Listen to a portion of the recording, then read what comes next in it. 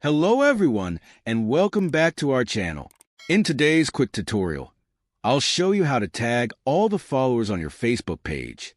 Be sure to stick around until the end, and don't forget to like this video and subscribe for more helpful tips and tutorials.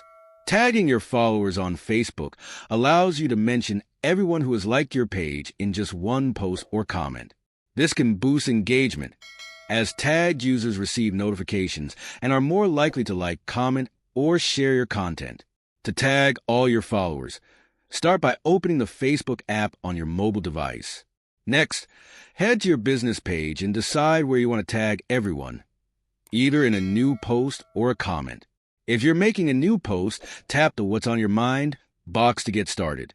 If you're commenting on an existing post, just tap the comment box.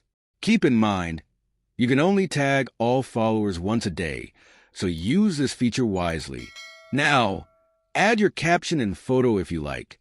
To tag all your followers, simply type @ and as you do, Facebook will suggest a list of people and pages, including an option for followers. Select the followers option to tag everyone who has liked your page.